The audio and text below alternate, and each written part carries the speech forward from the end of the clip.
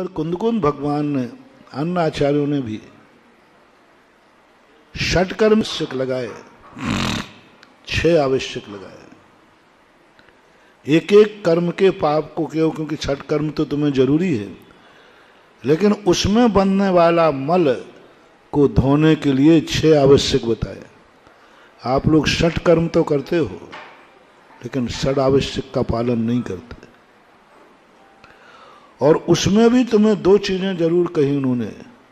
जैसे परीक्षा में होता है ना कि यह क्वेश्चन अनिवार्य है, पहला क्वेश्चन अनिवार्य है। ऐसे ही देखो, ये आज की परंपरा नहीं है। हजारों साल पहले जैनाचार्यों ने कहा गृहस्थों से, तुम जितने धर्म करते हो करो, लेकिन ये 2 धर्म नित्य करना, दान पूजा मुखो सावो धम्मो, निश्चित कर दिया, अनिवार्य है। यदि कोई व्यक्ति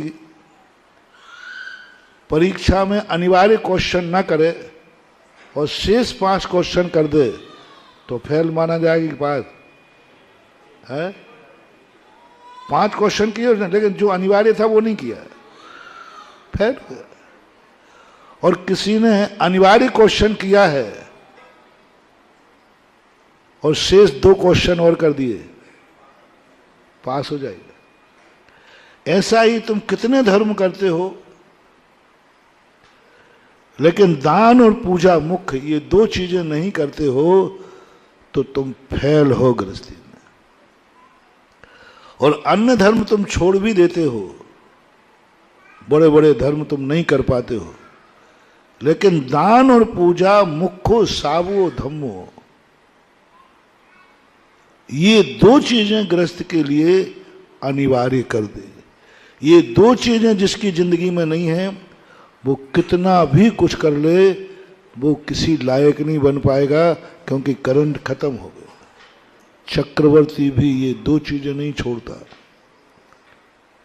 और धर्म करे या नहीं करे, लेकिन ये, इसलिए श्रावकों को नियत दान और नियत पूजा 2 नियम लेना है, बाकी और नियम तुम लो या ना लो। नियत दान और नियत पूजा, किस भी परिस्थिति आ जाए इतनी पूजा तो होगी ही होगी। कम से कम प्रभु मैं जीवन लेता हूं, बड़ी पूजाएं करूं या नहीं करूं, कम से कम 1 मुट्ठी भर अर्घ तो चढ़ेगा ही चढ़ेगा।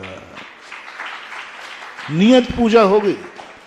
जिस दिन अर्घ नहीं चढ़ा पाऊंगा उस दिन भोजन नहीं होगा, और धर्म मैं कर नहीं पाऊंगा। एक आवश्यक। दूसरा दान, संकल्प करना चाहिए इतना दान तो मुझे देना ही देना है, बस नियत करो। महाराज जब मौका पड़ेगा तो बोली ले लूंगा, नहीं नहीं, वो अनियत दान है। नियत दान करो, मैं अपनी कमाई का इतना दान तो दूंगा ही दूंगा, कमाई के बाद नहीं। तुम होशियार बनिया हो, महाराज अच्छी कमाई हो गई को दान दूंगा, नहीं।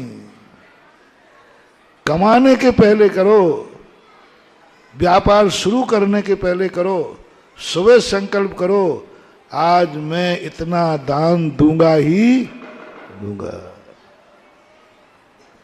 बाद का दान नहीं, शुरुआत का दान।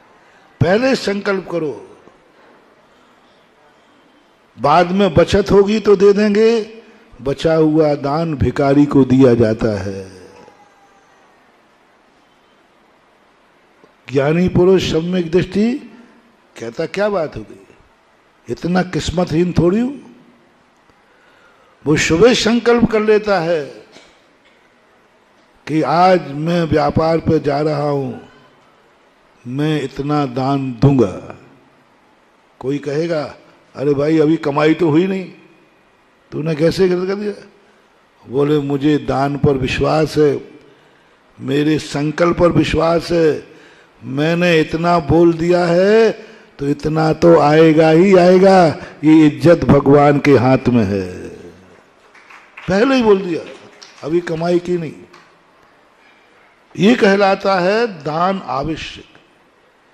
इसलिए मैं जगह जगह आप लोगों को, जहां मैं जाता हूं, मेरा एक ही भाव रहता है कि जिस नगर में मैं जाऊं उस नगर के लोग इतने गरीब ना हो जाएं कि उन्हें भिखारी बनना पड़े दूसरों के सामने हाथ पर, क्योंकि मुझे गरीब पसंद नहीं है। मुझे क्या पसंद है? अमीर। और मैं भगवान से कहता हूं, हे भगवान, जो तेरा भक्त है उस भक्त को मैं कभी गरीब नहीं देखना चाहूंगा। जो तेरा भक्त है, तेरे चरणों में आ रहा है, तेरी अर्चना कर रहा है, तो कम से कम उसका पुण्य जिंदगी चलाने लायक तो होना ही चाहिए। उसी नियत धारा में आज 2 दिन से हमने आपको नियत पूजन और नियत दान की प्रेरणा दी है।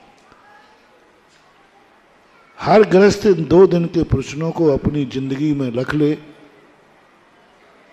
तो वह संसार के कार्य करता हुआ भी उनके लायक बना रहेगा, उनकी योग्यता बनी रहेगी। मैंने तुम्हें बल्ब नहीं दिया, मैंने तुम्हें धन नहीं दिया, मैंने तुम्हें धन देने लायक बनाने की ताकत दी है। सरकार बल्ब नहीं देती। बल्ब किसका होता है? लेकिन करंट किसका होता है? और बल्ब तुम्हारा है, करंट सरकार का है, व्यापार तुम्हारा है, उस लायक बनाने वाला करंट हमारा है। वह करंट दे रहा हूं मैं। तुम्हें भोजन नहीं दूंगा, लेकिन भोजन खाने लायक तुम बने रहो, ये लायकी जरूर मैं तुम्हें दे दूंगा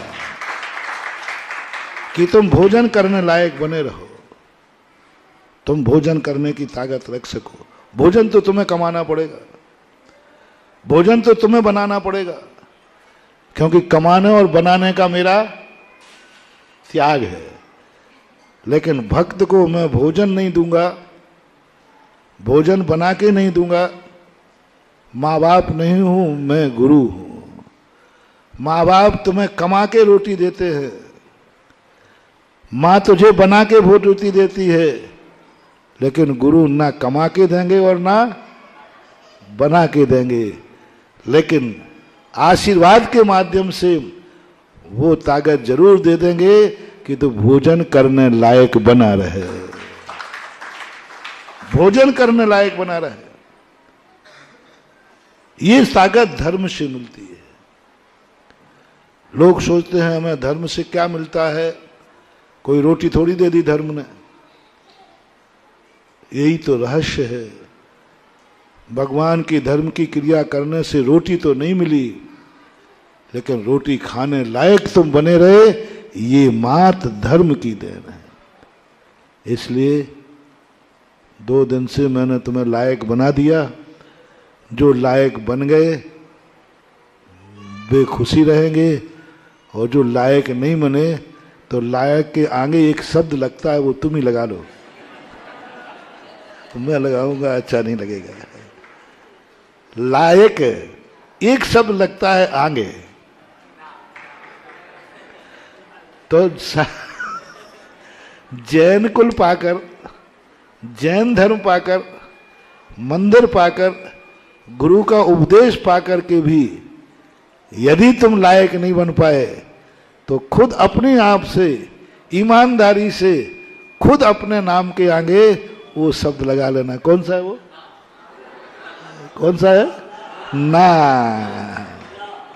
और लायक के आगे ना लग गया तो फिर समझ लोगे तुम्हारी क्या स्थिति होगी। सब कुछ तुम्हारे पास होगा, लेकिन तब उसके लायक ही नहीं रहोगे। क्या करोगे? भोजन सामने रखा है, खाने लायक नहीं, खाने लायक ही नहीं हो, सामने भोजन रखा है। पानी सामने रखा है, पीने लायक नहीं है, डायलिसिस हो रहा है, क्या करोगे? इसलिए भगवान करे आज के बाद हटा में किसी जैन के आगे ना लगे, लायक ही लगा रहे, यही आशीर्वाद है महावीर भगवान की।